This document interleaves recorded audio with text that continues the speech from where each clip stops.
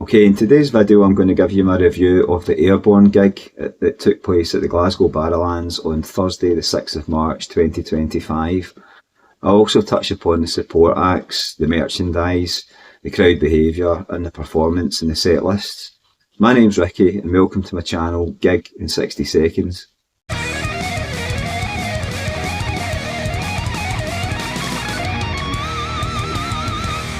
Okay, so this gig took place at the Glasgow Barrowlands, which has a 1900 capacity. It is my favourite venue. I've said that on a number of occasions, and indeed it's a place that I've been to most. I think it's something like 80 times that I've been there to see bands. So the cost for the ticket was £32, which represents really good value by today's ticket prices. And this gig had been announced for some time. I'm sure it was like June or July last year, and indeed it was like one of the first tickets that I had bought for 2025 just to get it in the diary.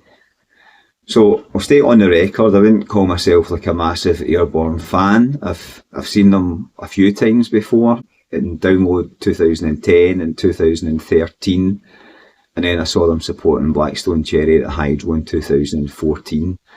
But when I saw this advertised, I thought, £32, it's at the Barras, you know, let's get it in the diary as one of the first ones for 2025. So the doors opened at 7 PM and I racked up about 7:30, 25 to 8, and there was nobody in the queue. So I think a lot of people had already been inside or were coming along later on. So after a quick security check by one of the biggest security guards I'd ever seen, this big massive black guy was about 6'5" and built with muscles like Hulk Hogan, big massive pythons. He says it's all right for a quick search. I says, well, if I say no, I'm not exactly going to argue with you. So yeah, up the famous stairs and went to check out the merch, and there was a really big queue for the merchandise. It was probably about 30 or 40 people strong. So you could see that they had a lot of t-shirts priced at about £35 as opposed to the normal £40, and some nice t-shirts on offer. I saw that there was a green one similar to the Pantera gig that quite a lot of people were buying. It's a wee bit different than just the normal black. There was also a lot of people sporting like AC/DC t-shirts and Motorhead t-shirts as well that I noticed. So the first band were called Aomvel, although I've been calling them Aomvel. I didn't know how to pronounce it, but I'm sure the singer said Aomvel. So I'd listened to them a wee bit beforehand. I must admit I'd never heard of the band name, and having looked up a bit of research about them, I found out that the original singer was tragically killed in a car accident, and his nephew, Ralph Robinson, I believe, is now the new singer. And when I'd listened to them beforehand, I did think they just sounded like a Motorhead tribute or like a Motorhead sound. It was very fast-paced music. Well, the music I thought was similar to like AC/DC, but his vocals were kind of similar to Lemmy's. It was kind of gnarly screeching.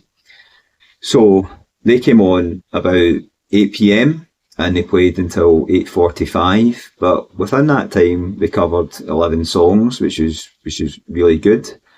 I wanted to see both bands because I had checked the set list out beforehand, and I knew that Airbourne were only going to do about 12 songs or so, and I thought, get the money's worth, check out both bands.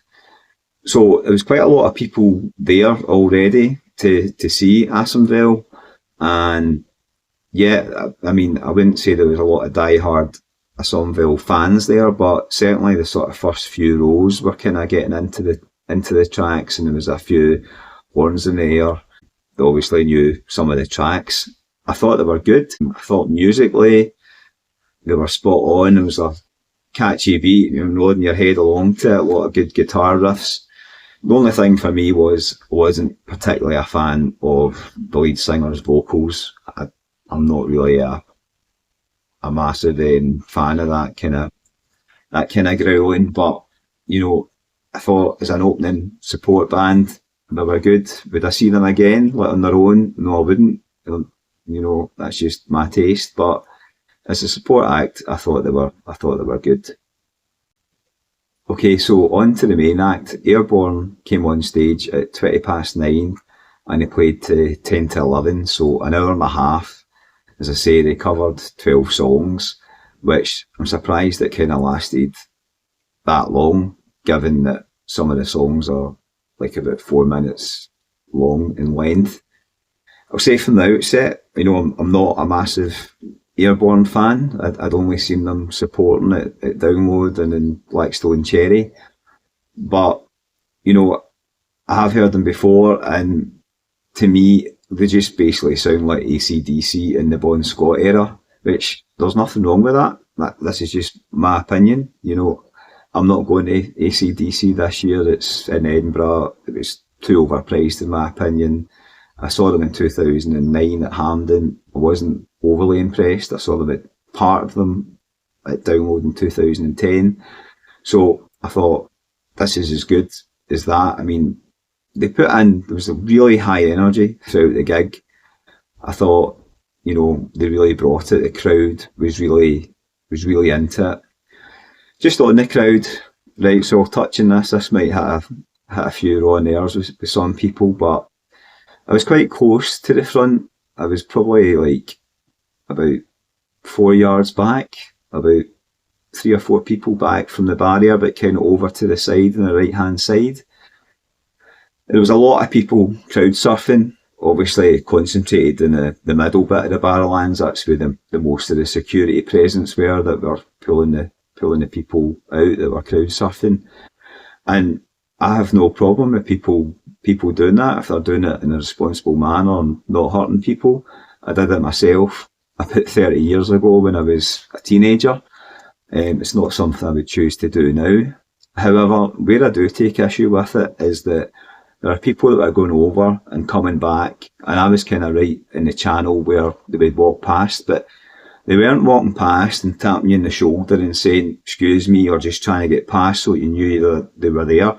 They were just barging right into you, and there was some right big lump of people there, and it really pissed me off, I'm not going to lie. I mean, I was there with 2 women that I regularly go to gigs with, and they're 63 and 62, and one of them's like 4'10", and they were just barging into people. They just didn't give a toss.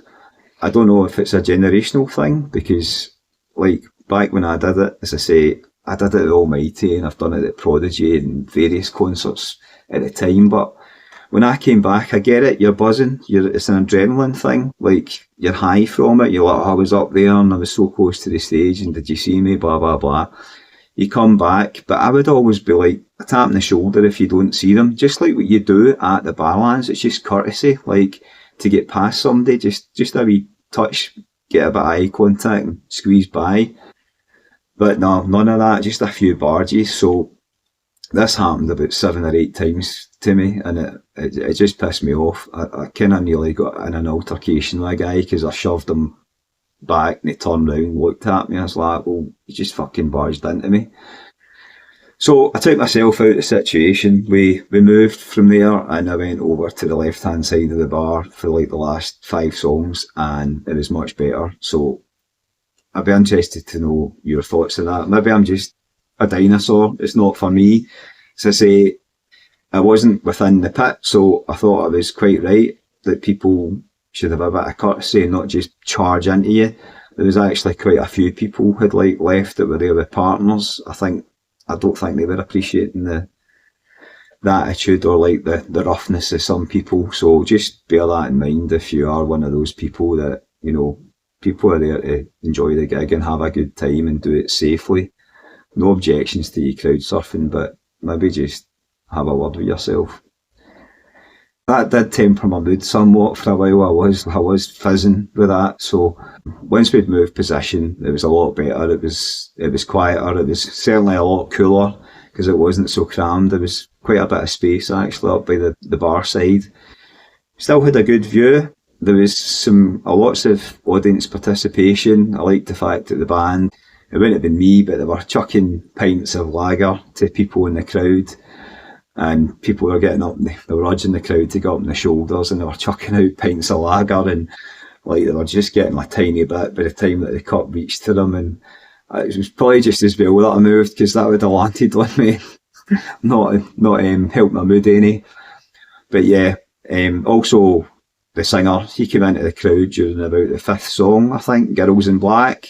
He was up on the shoulders and going around, so that was pretty cool, and also sort of reminded me very much of like the AC/DC style. I think during the encore, the guitarist as well, he was perched up in the amps, right next to me actually, just right up above me, for the start of that, whatever song that was, and that was pretty cool, just wee things like that. They also did a wee kind of rendition of Scotland the Brave and the guitar just before, was it the last song, was it Running Wild? I can't remember, but that was pretty cool, just trying to get the Scottish audience into it. So the standout tracks for me were obviously the ones that I knew that I'd listened to beforehand, which was Running Wild, Too Much, Too Young, Too Fast, and Girls in Black. So yeah, they were about the only ones that I kind of knew, but to be honest, like most of the songs to me sort of sounded similar. I mean, I think you could have taken the lyrics out of one song and put them into another, and I wouldn't have known any difference, albeit the guitar solos for each song were different. And, you know, I thought they were good. I thought they pulled it off well. I thought the crowd participation was good. You know, they kept mentioning the crowd in Glasgow and getting the audience to sing along and cheer them and say how good the audience was. I mean, I know a lot of bands do that, but yeah, I thought they played the crowd well, and yeah, kudos to them for doing that. Yeah, all in all, as I say, I don't proclaim to be the biggest fan. I couldn't tell you the singer or the guitarist's name or anything. This is just an honest review, but, you know, I like going to gigs for 32 quid. I thought it was a good night out. I'd go and see them again if it was priced around that kind of mark and they were coming back to the Barrowlands. I would certainly see them again. But yeah, if you were there, let me know your thoughts on the gig, if you're going to see them on this tour in the UK or in Europe, or if you have seen them already, let me know what you're thinking. And the next gig for me is the Wild Hearts next week at the Garage. Super excited for that, so hopefully I'll get some footage. Alright, until next time guys, thanks for watching and have a good day.